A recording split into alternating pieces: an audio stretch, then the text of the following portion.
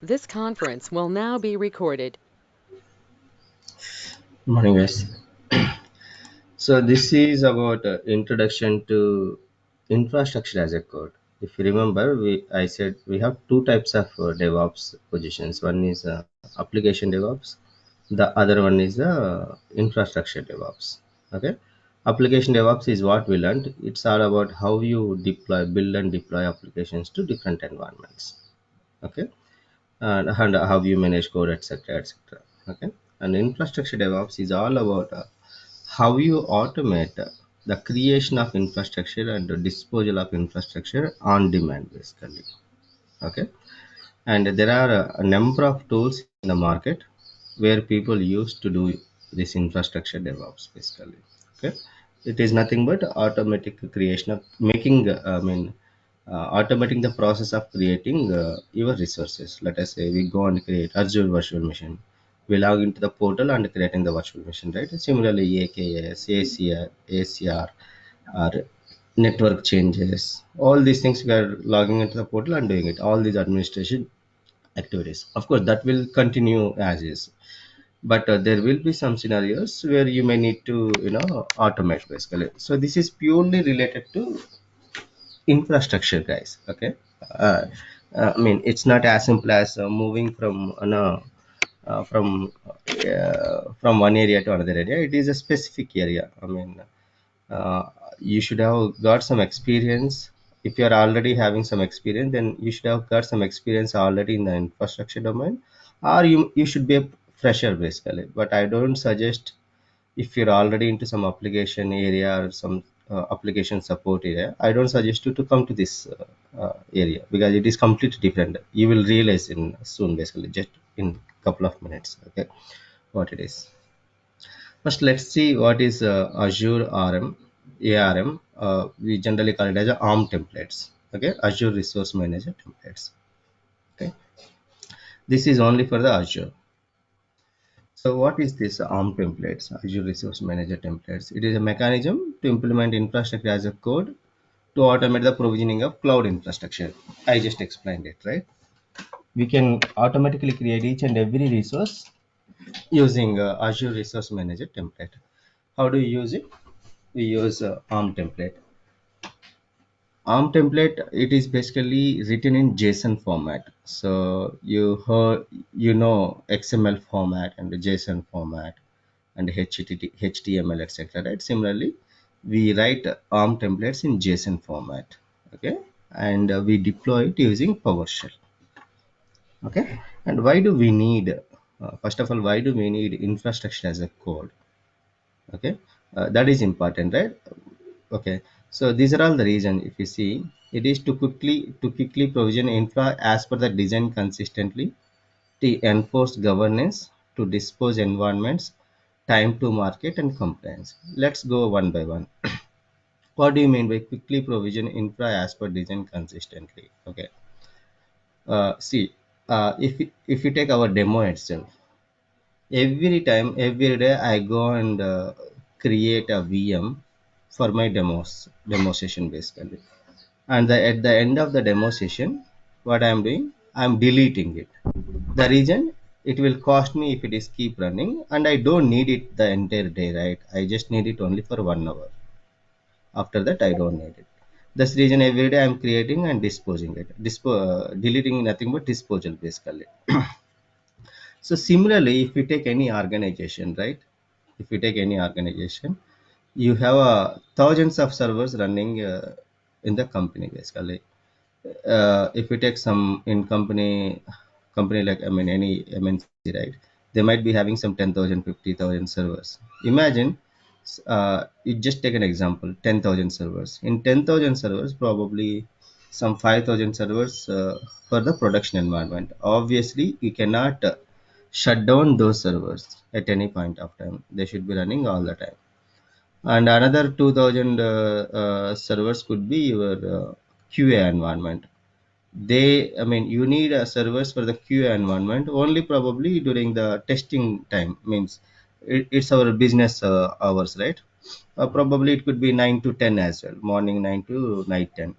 But obviously in the night time you don't need it, right? Let us say from 11 to morning 8 o'clock. Okay. And similarly for the development, people, uh, hardly they use it for 10 hours, not more than that, right? Rest of the time they're just running idle basically. There is no work there. So as you know, cloud is, pay as you go, or it all depends on the subscription, right? I mean to say, how much you utilize, that much you need to pay. So imagine if you have a mechanism. See, if it is one server, I'm able to create and delete it immediately. But if it is thousands of servers, it's not possible to do that one. Basically, in those cases, basically you can use infrastructure as a code, means you can create some templates, uh, or to shut down the servers. Okay, each and every server we can go on to specify auto shutdown feature as well, but you really don't know what is the timing as well, because timing is on demand, right? Always. Okay, for that reason people create some templates and they run it actually. That is one thing. The other one in infrastructure as per design consistently. Here, we were talking about some issues while we were learning DevOps. Let us say your application will not run in all the environments immediately because of configuration issue. That means you deploy your application in your dev environment, it works fine. Let us say, and you deploy it to QA environment, it may not work. The reason, it's not about your code basically.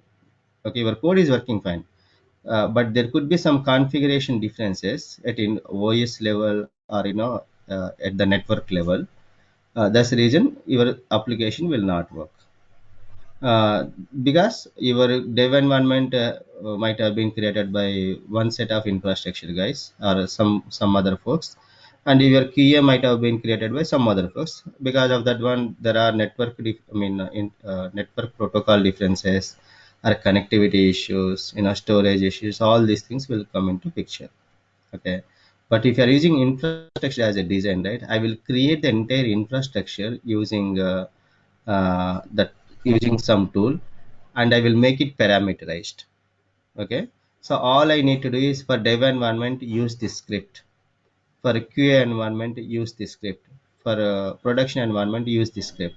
Okay, now I can go and reuse that script across all the organizations. So just remember this one, we will see that one in the later slides. Okay, enforce governance. Okay, I can define all these firewall rules, what ports to be open. Okay, how much CPU and memory should be I mean should be given to virtual machine, or what size of the virtual machine should be given. All those things comes under your governance and compliance. Time to market means, let us say, uh, I have created one dev environment for my one of the dev teams basically, who are working on some e-commerce application development. That dev environment probably contains some 50 servers, and obviously they will have a number of virtual networks, sub networks, load balancers, whatnot, right? Or you can consider it's a production environment as well. Let us say production environment. So you have 100 servers, different firewall requirements, different load balancers, different application firewalls, etc. Okay, you spent almost some the infrastructure team spent around 2 months and created this environment. And let us think that there is some other project team who needs to have a production environment that is for some other application. Okay, now again these guys have to spend another 2 months to do the same thing for the other application team. End of the day, it's a infrastructure only. Imagine if you have a script written for that, for your first project setup, you will be able to use that for the other project. So you would have, I mean, you would be saving 2 months of that effort. It's all about just running the script and I mean, providing the values to the parameters. So that is what time to market. You are ready, you are putting effort only for one time, and you're reusing those scripts for each and every time whenever a development team or some other team requires an environment to be created. So these are the benefits of infrastructure as a code. Of course, I mean, it's not an easy task basically. It's a very tough task. Okay, I will tell you why it is tough. Writing a ARM template or writing some other script is not easy. Okay, you need to have an in-depth experience of infrastructure components. Okay, I will show you. Any doubts here?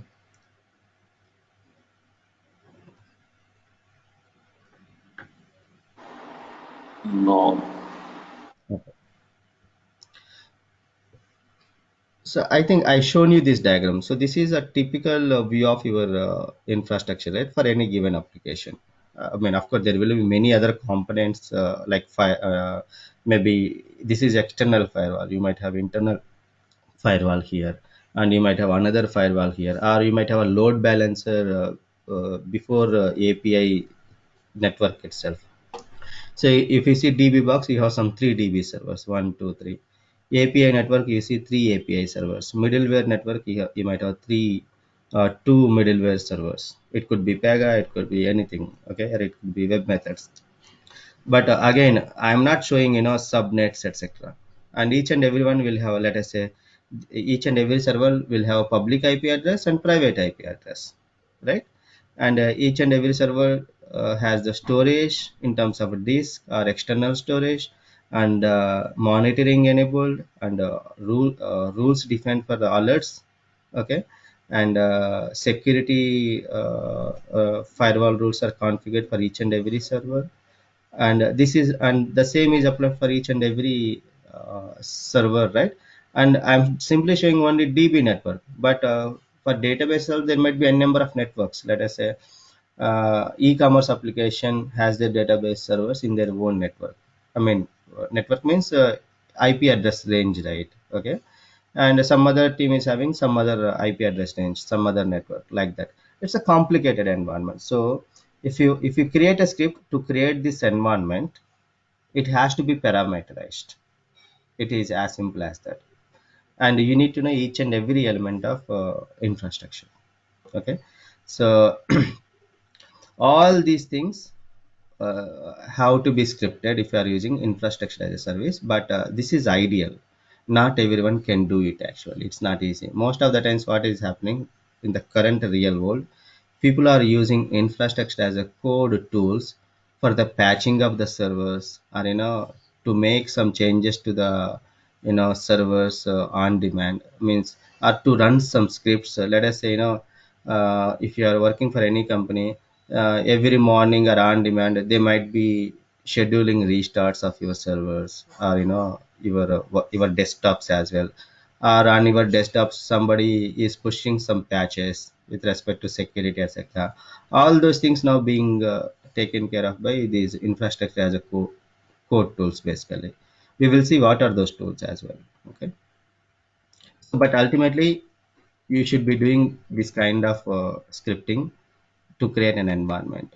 Okay, which is very tough. I did it 4 years ago, this infrastructure DevOps, but not hands-on. I was an architect, enterprise architect. My teams were doing it actually. Okay, let me show you what are the other tools. Okay, for Azure, it is ARM template. What you are going to see, ARM template for Azure. We want to create infrastructure for Azure, I mean for AWS alone. It is AWS config templates basically. AWS IaaS. If you say IA is infrastructure as a code. So it is cloud formation template. You see, you need to use AWS cloud formation templates if it is AWS. Okay. Cloud formation. Again, that is also JSON basically. AWS. And there are other tools like Chef, Puppet, and Ansible. Okay, these are mostly be used for your physical environment. Okay, not the virtual environment like AWS, Azure, and GCP. Okay, it is to manage your physical environment. In the physical environment, it is not basically to create a machines, right? Because You will not be creating physical servers using a software, right? Okay. This is a software, you need a server to run this one, right? In a physical environment, mostly why we use this software to manage your infrastructure management. I was just giving example, right? To push patches onto thousands of servers and desktops, to push some security compliance configurations on your servers and desktops. For such kind of use cases, you use Chef, Puppet, or Ansible, three different servers. You can have a look. See, all these are different tools, but some for the same purpose. But recently, I mean, these guys also started putting their cloud versions as well into the marketplace of this Azure and AWS. Means you can go and install Ansible cloud version as well into Azure or AWS like that. You can see Chef.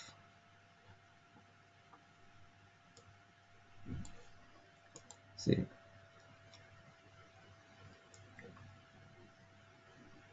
you spend couple of minutes. I mean, after this call, you just go and read the homepage itself. You will understand what is this. It's all about managing your infrastructure, to push patches, etc., or to push policies, etc. Okay, and similarly, you have a Puppet.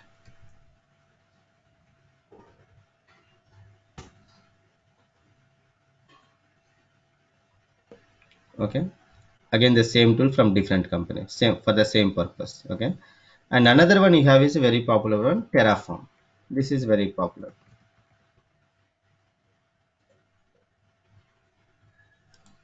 Terraform is a software which will allow you to automate your infrastructure creation and disposal as well, like for infrastructure as a DevOps purpose basically. But it will do it for your AWS, Azure, and GCP. If you use ARM templates, as I said, if you use ARM templates, you can do the infrastructure as code only for Azure. If you use a cloud formation, it is only for AWS. If you use a Terraform, it is for all three. I don't know for GCP basically. That's why I didn't mention. If Terraform allows you to create or to do infrastructure DevOps for all three: Azure, AWS, and GCP. Okay, and this is only for the cloud, not for the physical environment. Okay, you can go through this website. You have a easy to use scripts as well. I know when I say easy, at least you will be able to follow basically. Okay, for your learning purpose. But this is only for the infrastructure as a DevOps guys. If you're application DevOps, don't even think about it. Okay. So come back to our Azure Resource Manager templates, ARM templates. So what are the scenarios that you use Azure Resource Manager templates? One, scenario one, when companies are moving from their physical environment to virtual environment. That means so far they are using physical servers to manage their applications or deploy their application, and it is causing them a hell lot of money for them basically, because data center physical servers means you need to have some office location, and you need to have a security guys, you need to have air conditioning, you need to spend money for power, and you need to take permissions from the government. You need electricity guys, you need air condition guys, and you need infrastructure guys. So it's a hell lot of work. Okay, and again you cannot scale it, right? It's not easy to create another service to cater to the increasing load. So that's the reason companies, like all companies, are moving to cloud to reduce the cost basically. Okay, so in those cases, what people do, they have to migrate applications from their on-premise data center to Azure cloud, right? Let us say you take some sample application, any application. You have your database servers, you have your API servers, you have middleware servers, you have front-end servers. First of all, you need to move all of them as is to the so obviously, what people do, they create an image on the physical server and recreate that image on the virtual environment like AWS, Azure, etc. There are tools basically to do that as well. Okay. Again, you need to follow the same network connectivity, right? Let us say between database server and front end server. You need to open 1433 port for SQL Server. For Oracle, it is different. For MySQL, it is different. And the database server should not be available over internet. That means it should not have some their virtual their network should not be open to external environment. Similarly, for the APIs, again you have firewalls. You have to recreate each and everything on the Azure cloud again. Okay, in those scenarios, you will use ARM templates again. People do not use it if there are simply having some 10 applications, 15 applications, because the amount of time you need to take to create ARM template will be more than to migrate one application manually from one and one physical to virtual. Basically, it is a very hectic process. Okay, but if you are having thousands and thousands of servers, it makes sense to create ARM templates. I mean, obviously it will take 1 year, 6 months to 1 year, and then they can reuse it. And again, there will be issues as well, for sure. Okay, it comes with a hell lot of experience and expertise. You need to have very good technical people. And set up new environments on Azure Cloud. One is application migration, another one is setting up the new environment. These are the two things. Okay, just imagine how many times you will get a chance to move applications from physical to virtual, and they don't do it in bulk, right? Probably they do phases by phases. One application in a quarter, another application in a quarter, like that. People don't take risk. All the people. Okay, people take risk only if there is any cost issues. Okay, and that is the reason I always tell the people, you will have a little less opportunities if you are looking into infrastructure as a DevOps. But if you are pursuing application DevOps, you will have your job till the applications are running in some environment, because application is there, then dev team is there, DevOps guy is there, because you need to do the build and deployments. So what is the advantage of using this ARM template? So these are all the advantages. Declarative syntax, that means you don't need to write code like C sharp or .NET. Okay, C sharp .NET or VB.NET or Java. It's everything is a JSON basically. I mean, the way XML looks like, JSON also will look like. So everything is a declarative. Repeatable results, because it's template, right? It's a kind of script, right? You will do it once and you reuse it n number of times, but you need to make it parameterized. Let us say I create a script, ARM template, for creating a virtual machine. If I hardcode the virtual machine name and IP address, I cannot reuse it. I will have to parameterize it basically. Okay, and then orchestration is nothing but see in order to create a virtual machine, what are the different prerequisites? You need to create a virtual disk. You need to create a virtual network subnet and its IP addresses, DNS names. Okay, and then some alerts is optional, but at least disk, network, and some security stuff must ensure. Okay, that comes under the orchestration. And if I go another level on top of that, I shown you the diagram, right? Your browser, firewall, load balancer, and then your physical, I mean your web servers, API servers, etc. Here also you need to do the orchestration. Here how this orchestration works. In order to create a, I mean in order for your load balancer to work, you need to have some virtual servers assigned to it, right? Attached to it. So that is orchestration is a prior, I mean sequence. In what sequence you need to create the resources. Okay, built-in validation. So obviously whatever the script you write, you don't need to do the validation manually. Your Visual Studio will take care of it. Modularity, you can basically create folders, and let us say all the scripts related to your virtual network creation, you can keep it in one folder, like that. It's all about modularity. Create any Azure resource using ARM templates. We create any Azure resource that is available in your portal.azure.com. Trackable deployments, obviously when you build and deploy it, you can track the deployments. Deployment blueprints. A blueprint is nothing but it's a template kind of stuff.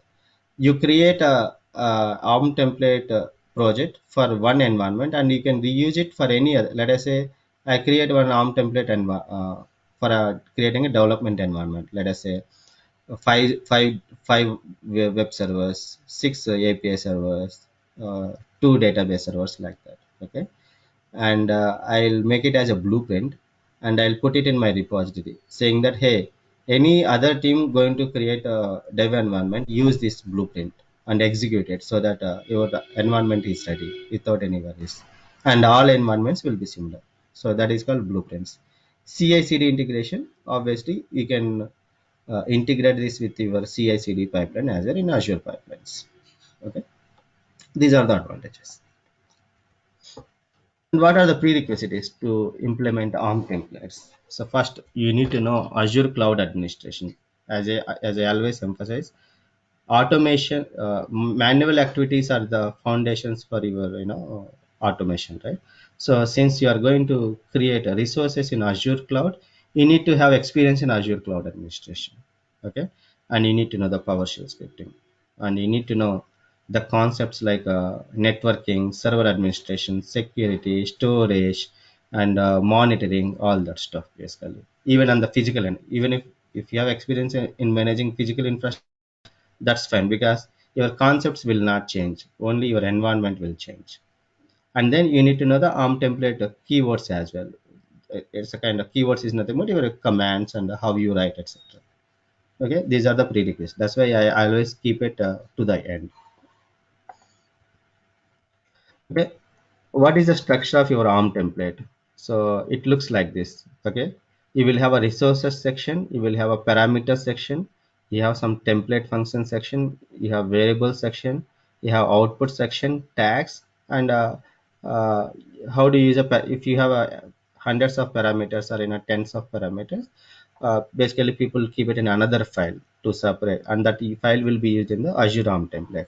I will show you. Okay, I'll be showing it. So these are the sections that you will have in any ARM template. Okay,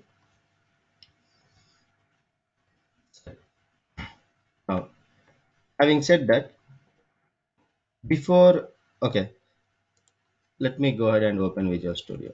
You need to know how do you create ARM template. Basically,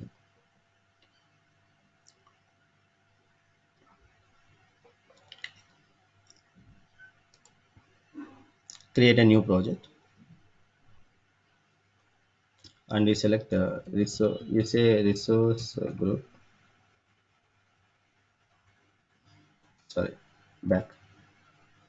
So you will see Azure Resource Group. This template creates an Azure Resource Group deployment project. The deployment project will contain artifacts needed to provision Azure resource using Azure Resource Manager templates. That nothing but ARM templates. You can give some, say, demo create. So luckily here also Visual Studio is great. Basically, it gives you templates to get started as well. The way it gives you templates in CI/CD pipeline. But these templates, individual pieces, not a comprehensive solution. Comprehensive solution means like this, to create a script for all these things. But the kickstarts, kickstarts is not for a solution like this, to create one of these pieces, a database server or a load balancer with servers, like that.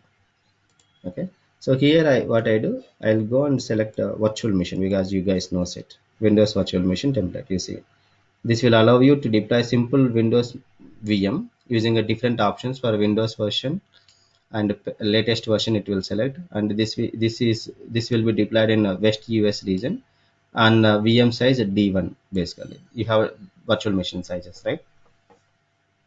Save. Okay,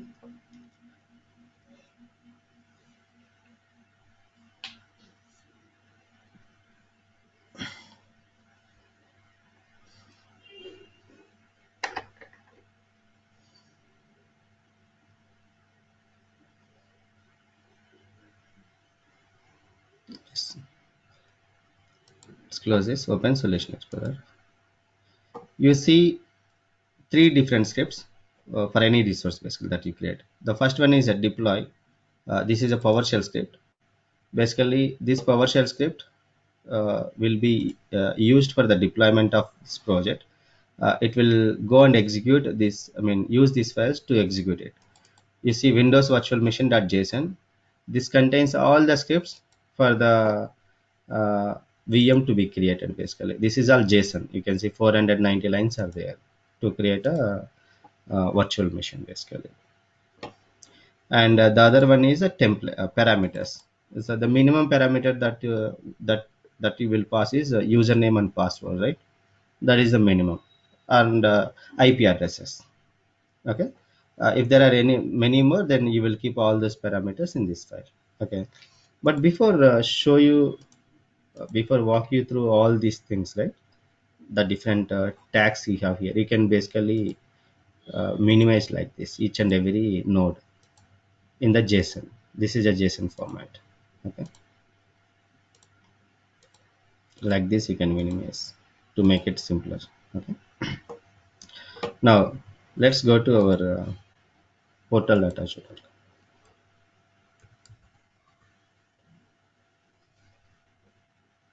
So that script is for creating a virtual machine, right? Now you see why I say you need to know in Azure Cloud Administration fully.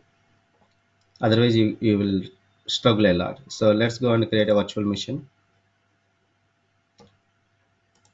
So this is where our creation journey starts, right? What are all the things you need to provide? You have some basics section where you are providing subscription, resource group, machine name, region where it is going to deploy, availability option, security type, and then image, what operating system you are selecting, what is the size of the server. Okay, and then what ports to be opened, and licensing, like what Windows license you are using. And then after that you are adding a disks. By default premium SSD disk is being added. Okay, and then if you want to add additional disk, you can go and add a disk. And then networking, you will say what is the network it has to be in, what is the public IP address to be given, and what is the security group you have to go, what is the inbound ports, so allowed, what are the outbound ports. Okay, and then do you need a load balancer, and then management. So it's all about monitoring, right? You can see. Puna, one Mhm. question. So Yeah, we have an option to decide whether we need a load balancer or not, right? correct, correct. So if we choose that, what would be the action? It will create the load balancer as well along with your virtual machine. Okay, that would be a different server. No, load balancer is not a server; it's a service. Okay, service that runs on this server. Yeah, that see, that will be running in some server, obviously, right? Whatever you are doing, obviously running on some server. But the only difference, when you are using a service, you cannot log into the server where the service is running from. You getting me? Yeah, Let us say, let us say this is a portal.azure.com. You are using this application, but you cannot log into the server where this portal is running from, right? So for us, this portal is a service for us from Microsoft. yeah, we cannot log into the actual server. Exactly. Similarly, load balancer. If it is a virtual machine, if it is a virtual load balancer, then you cannot log into. If it is your physical environment, obviously we are installing that load balancer software in some server, right? Let us say the popular one that people use a Cisco load balancer. Okay, The software is from the Cisco load so balancer. when we say load balancer server, it means a Hmm. server which has a load balancer service, but nothing like a different server or something, right? No, see, obviously, your server should have operating system, right? Windows or Yeah, Linux, yes. what it is. On top of that, you will install the load balancing, one. If you take a Cisco load balancing server, right, they will No, provide the no, no. hardware as well. My question is, what I'm Hmm. assuming so far is load balancer is something like another server which acts as a balance for the actual server. But I'm not aware that it is something like a service which you are mentioning like right now. See, okay, you need to understand. So Okay. when you talk for physical environment, your nomenclature will change. When you Yeah. talk about I mean Officially virtual changes. environment, like your nomenclature will change. Okay. Yes. If I'm talking about cloud, I will always talk about platform as a service, software as a service, or infrastructure as a service. Okay, Yes. infrastructure as a service is all about using these virtual machines, etc.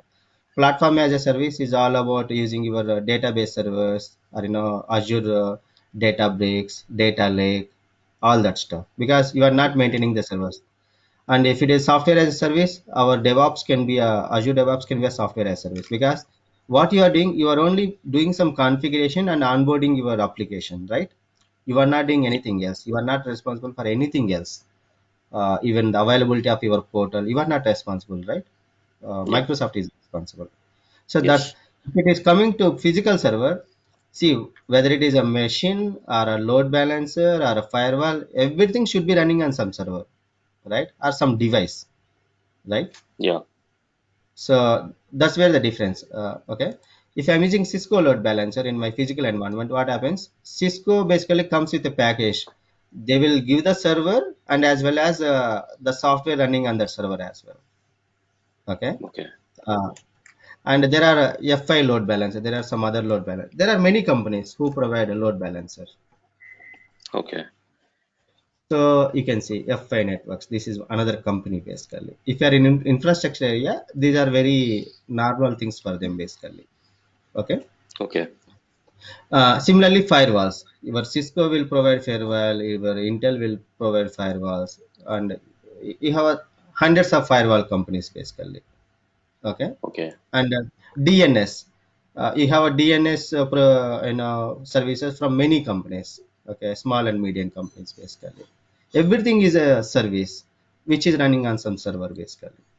Okay, but if it is Okay. on the cloud, you are not managing any infrastructure. But if it is a physical, you are responsible even for installing the server, installing the OS, and installing all these services. That's the only Okay. difference. That's the reason. I mean, if you remember, I mean, I have one slide about all these things. Uh, Yeah, you showed in the beginning. you see, this is for Kubernetes, right? But the same is there for other areas as well, isn't it? I'm using the same concept basically to explain it. Okay.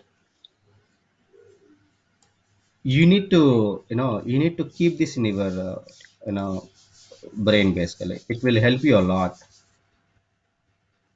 this one. Sure. Okay, Yeah. I have the legend as well, right? What is green and what is blue basically. Okay. Okay, now why I'm showing all these things, see, some of them are default, so even if I don't give any name here in the virtual network, it will go and create, right? A default name will be given, isn't it? Some of them Yes. are even though you don't give, it will take the default values, it will go ahead and create. Okay, some of them are must and should. What are those? Your resource group name, pay as I mean your subscription, virtual machine name, and then user ID, password. These are all must and should, right? So whichever is must and should, you have to make it automated first, I mean parameterized. Whichever is not must and should, still you have to make it parameterized, because if you don't make it let us say networking, right? If you don't make this virtual network parameterized, what happens? You cannot make it as a reusable script, the ARM templates, because every time you run a virtual I mean ARM template, the same network name will be created, then it will not run, right? Your system will say, hey, virtual network name already exists, right? Yeah. Yes. So it is nothing but coding, isn't it? It has to be a unique names, right? Okay. After the end of these things, what you do? Let me quickly do. Basically, you will understand. Okay. I'm just saying, RG resource graph name, and then I'm doing some. I'm not spending time here. Okay. Okay. And then I have to give something. So I give. Otherwise, it will not allow me.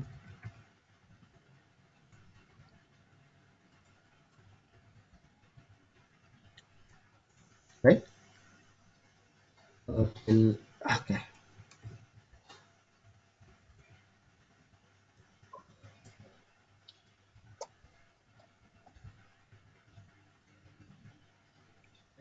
I will specify all these things. Say this.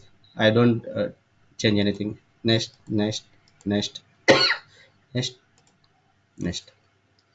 So I'm not going to create it. Okay. Oh, I said create. I just want to stop it there. Okay, that's ways. Anyways, I will. Okay.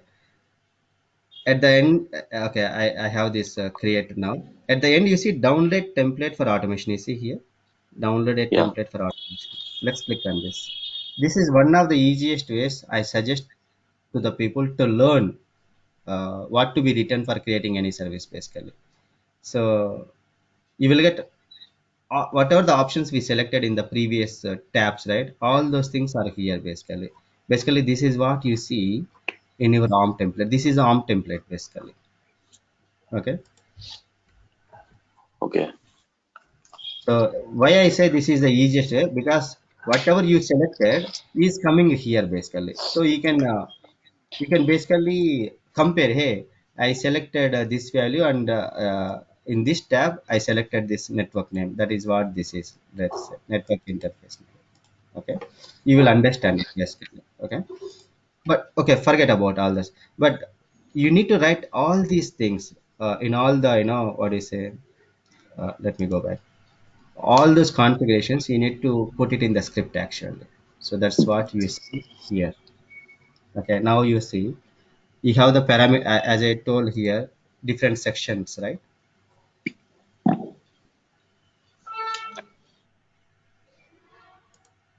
Resources, parameters, template, variables, etc. This is what you see. First you have parameters. First, obviously schema is important. Basically when you validate this the JSON return, it will go and get validated against this schema in Microsoft basically. Okay, what is the version?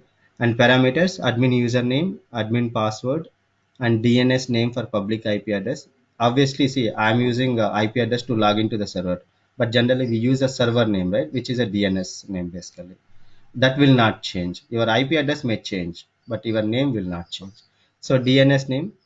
And then what is the Windows version if you expand? So every property will look like this. Every node, your what is the type of this uh, node? That is a string. What is the default value for this Windows OS version? That is 2012 R2 data center. Again, you need to know where to get all these things. You cannot simply type something, right? You need to take the exact names for this Windows OS version. Then you have to go and read the documentation. Windows OS version for ARM template. I'm saying I'm making it, you can go and read here. It will it will take you to that, uh, I mean, where those actual values are there. You have to go through this documentation. It's a hectic work. It's not an easy one. Okay, somewhere there will be, oh yes.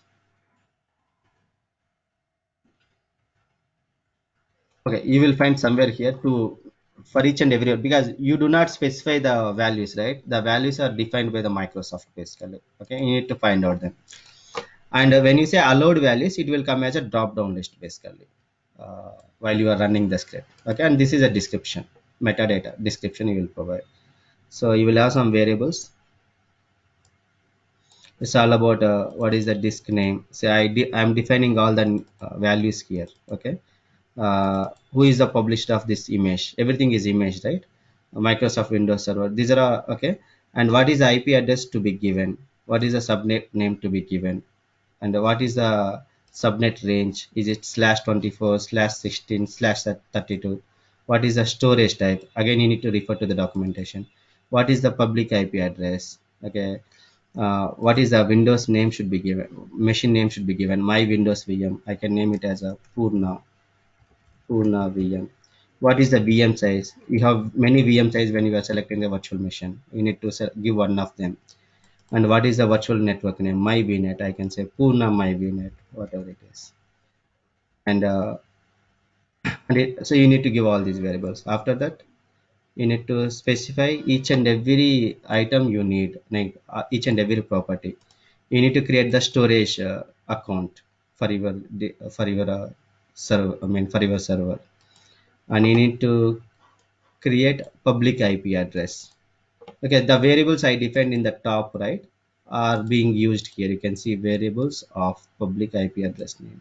Okay, and then you need to create a virtual network. You have IP address to be created, you have virtual network to be created, and you have a subnet to be created, because subnets will be in the within the virtual network.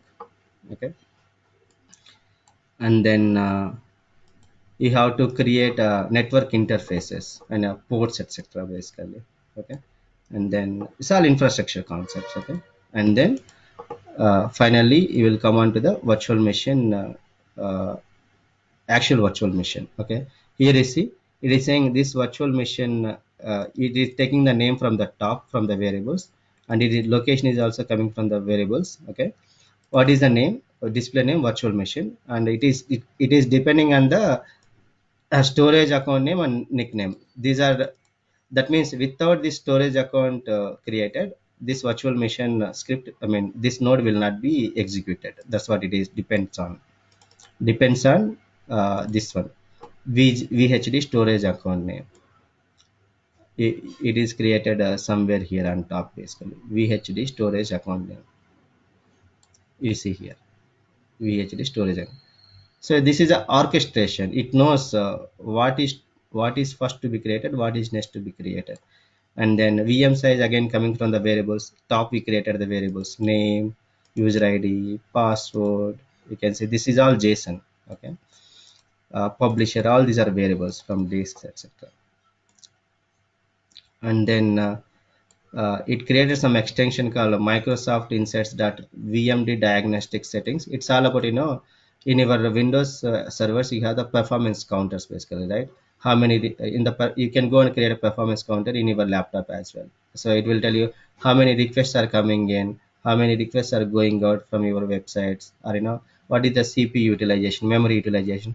To collect all those things, Microsoft uses an extension called VMD diagnostic settings basically. How, I mean, it creates that extension as well. Okay, you will see for this extension the prerequisite is virtual machine availability. You can see that's the reason it's saying depends on virtual machine name. Okay, and then it will go and create a performance counters as well. Again, you need to know how to create a performance counter. Okay, let us say see percentage processor time. Okay, sample, that means at what many number of seconds you need to take. I will say every 15 seconds I want to collect a processor time basically, up or down time. That I will specify pt 150. See pt 15 s, this is s basically. Every 15 seconds I want to collect cpu utilization. The display name is CPU relation, and actual technical keyword is processor time. Likewise, there are many performance counters defined here. Likewise, you need to know each and everything about your infrastructure item basically.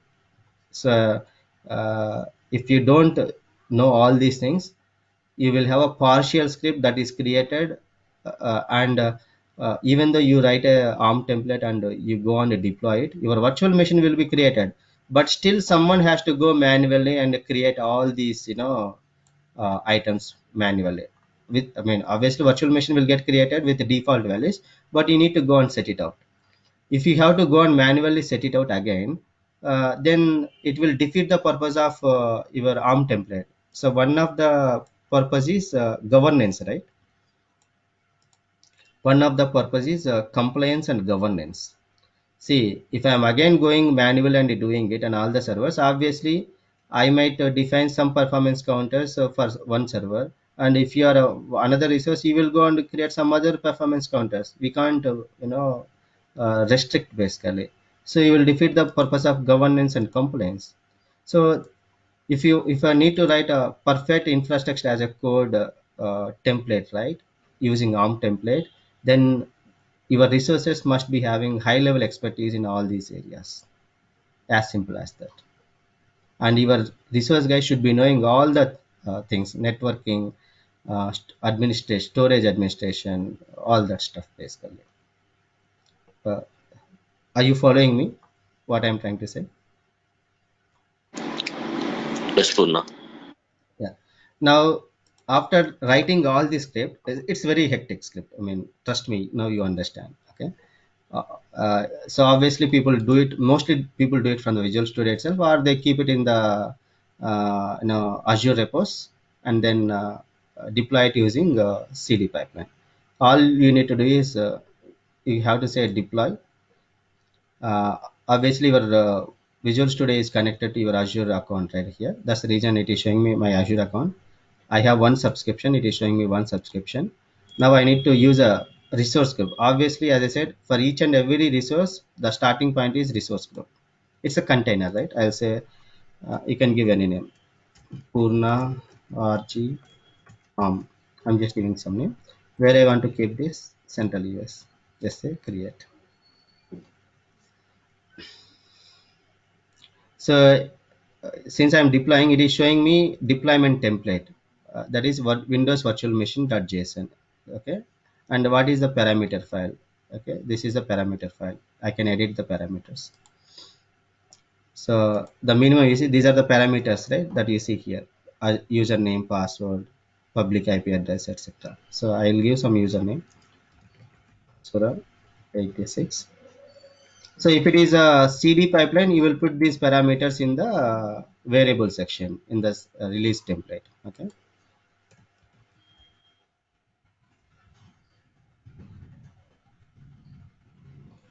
I'll give the DNS name as Asura 1987 something. And this is the version. I said, if you are using allowed values like this, then it will come as a uh, drop down value. Say yes, and then say save, and then deploy. It will go and deploy with all these values in portal.azure.com. It is a PowerShell. You have the PowerShell script to run this JSON, right? That's why it opened PowerShell. It will prompt me for the admin password. The reason admin password is mentioned as a secure string. You see here. Type is secure string. Though I typed in the pop-up, it will still ask me. You see here. It asks me. So I'll give my password. This is for the virtual machine. Okay. You see in the bottom it stopped actually. It is waiting for, you can see in the output window. It is waiting for this action to be completed. I said enter. The moment I said enter, the bottom one is started. You can see Purna RG RM is created and it is saying template is valid.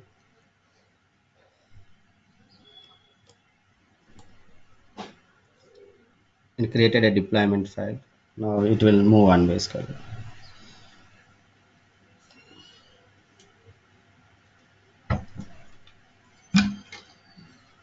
You can see Purna, my virtual net, my public IP address, all these things are getting created.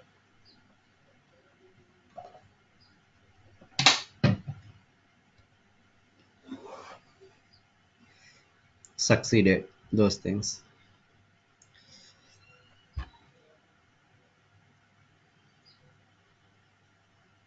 While it is happening also, you can go and check these things. You can go to virtual, go home, click on the resources groups. You see already Purna RG ARM created. And inside that resources, look at this, my public IP, my VMNet, Purna, my VNet, all these things are already created.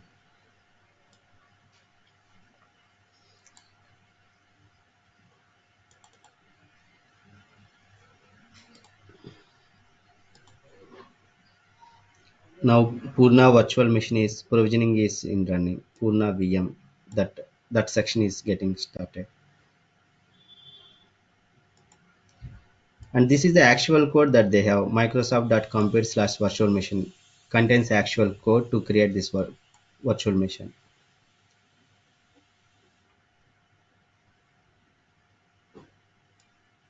So all these are very important. You need to know when you're creating a storage account, what name, what type should be used. I mean, this is nothing but a class in a C#.net or Java.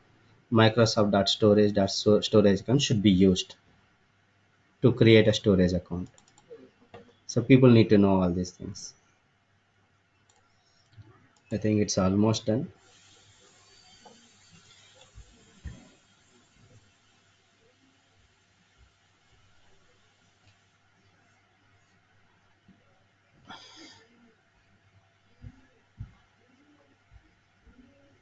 You need to wait. Once it is completed, even this PowerShell window will be closed basically.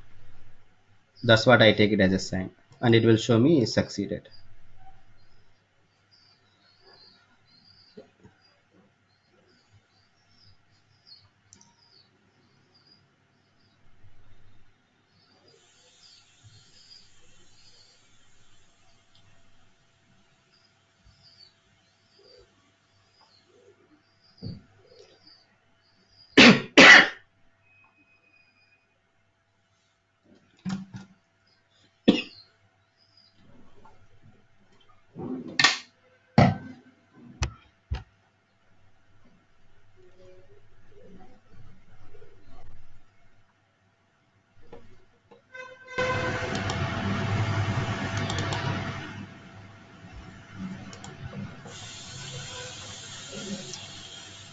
It's already created. It's just waiting for some status checks basically, health checks. You can click this. You can see Purna VM. It is still not ready. Is not ready. You see, status is not ready, but it is created. It is still under creating. You see, status is creating.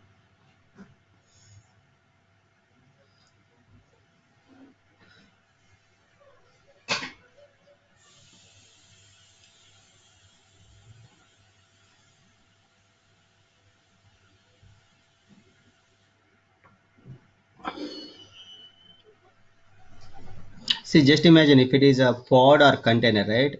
It should have been completed in less than 3-4 seconds, or at 2-3 seconds as well. Creating virtual machine even taking 3-4 minutes. You see, that's the reason people are trying to move to Docker and Kubernetes. I mean, but not for each and every application. High volume applications, let us say if you take Amazon, right? During Amazon, Great Indian Sales, etc. How many millions of people hitting those website? For such kind of applications, you need Docker and Kubernetes so that the load will, the resources will be increased on demand. Scale out basically. Scale out of the infrastructure will happen on demand. When there is no load, it will automatically be decreased. From 10 virtual machines to it may go to 20 virtual machine. When the load is decreased from 20 to it will come back to 10 like that.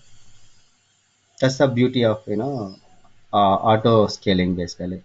If it is a cloud, Docker's and Kubernetes, Docker's container, it will be faster than your virtual machine. If it is a, if you are using physical machine, it takes months. If you take virtual machine, it takes minutes. If you take Dockers, it takes seconds to spin new instances.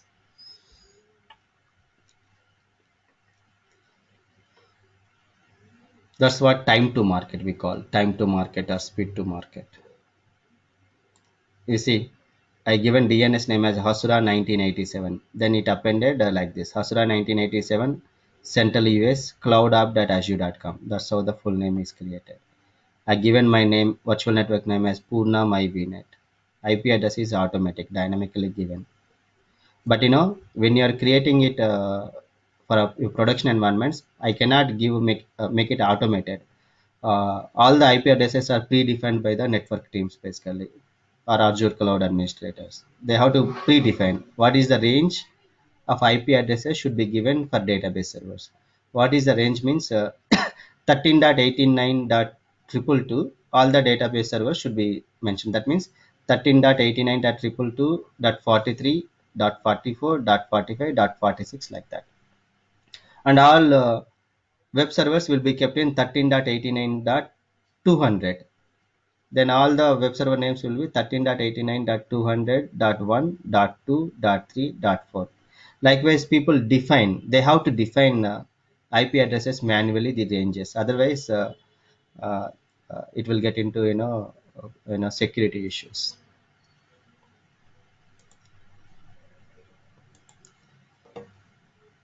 So yeah, it's completed now.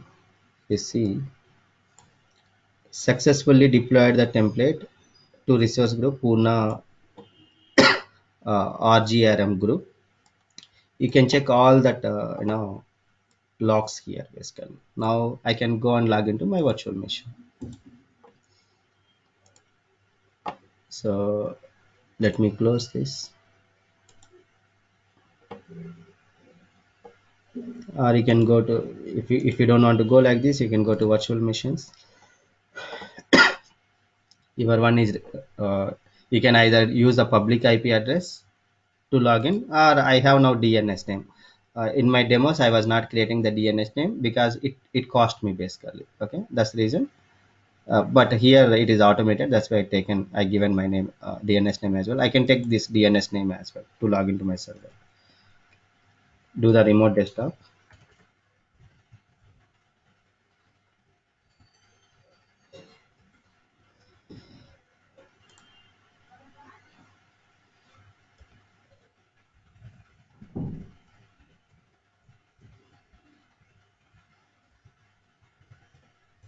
That's it, your server is ready. Now I can use the same script to create another virtual machine. All I do is I give a different virtual machine name, that's it, and the DNS name, user ID, password, right? That's called a repeatable deployments. Okay. Then if I'm using the same script to create a virtual machine, all my virtual machines will be created with the same configuration, means the same database size, I mean the same VM size, right? Okay. The same protocols, you can say the same size, means all the servers will be standard A2 only, and all the servers will be having the performance counters defined. Okay, you can check all those things, the performance counters that we created, right, are here. All this processor time, privilege time, user time, all these are created from our template. And this is 15 seconds, 15 seconds. Some of them are percentages, some of them are here. So it is created here. You can see all the check marks. You can go and validate what you have here, what is there basically. This privilege time, processor time, etc. Okay,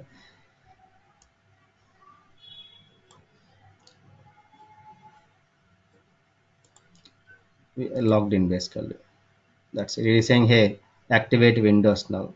Your activation period is expired, because I think that script, right, is not providing any license basically. That's the reason it is asking me activation. That's it. Okay, now it will go and set it basically. So that's what about Azure ARM template. It's all about creating Azure resources using a script called ARM template. It's all about JSON basically, JSON format. Okay, and this, imagine just for creating virtual machine, the struggle will be like this. I'm using a template, that's why I'm able to complete it in 1 hour. But imagine if you have to write all these things from scratch, how much time it will take. Of course I have many ways to download. I can download the script.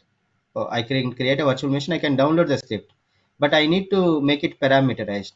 I need it's not a virtual machine, right? Again, you have load balancer. How do I connect the load balancer with the virtual machine? How do I connect firewall with a load balancer? How do I place virtual machine in a particular virtual network? How do I keep other, these are all the things to be scripted in your Visual Studio. Okay, then your number of folders will be increased. You will go and create enough folders like this basically. Is first you'll go and create. That's why people call it as a modularity basically. So networks.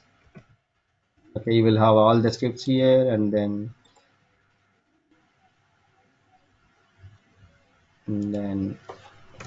load balancer. Then people will go and create all these templates, add new item, and then say Azure Resource Manager deployment or JSON file. They will have to go and write the script here. So it's not easy. It's a difficult part of this infrastructure. Terraform is a little easier than ARM templates. Okay, you create a script in Terraform and it will be executed on all the cloud platforms basically. That's why Terraform became very famous. Okay, guys, I just wanted to give you introduction to infrastructure as DevOps and the keywords and how it looks like and what is the benefit and what you need to learn. I just wanted to introduce you to all those concepts I introduced to you basically. Okay. So I have a set of miscellaneous items, but very important to know basically, like blue green deployments, Kennedy deployments, etc. Those are the concepts. Okay, uh, you will implement those concepts with what you learned basically. So I will talk about those things. I just want another session, but I don't want to take it to the next week basically. I definitely conduct a session tomorrow or day after tomorrow. I think Sahul, you are working tomorrow, right? If you are working, if you want, I mean, I just wanted to conduct one more session on Sunday so that we can close it. Yeah, tomorrow is fine, Puna. Okay, but in the morning, what time you want? Um, Morning. Or Pune morning would 11, be difficult for me. 11 o'clock? Yeah, every No, time I am Purna. postponing, Or but this time Sunday I will. afternoon. Sunday anytime is fine for me, but for tomorrow, anytime after lunch is fine for me. Okay, how about you? Sorry. Yeah, then Sunday will, as Ravi Okay. told, tomorrow Okay. afternoon or Sunday morning, fine. Okay, done. Thank you. So let me know.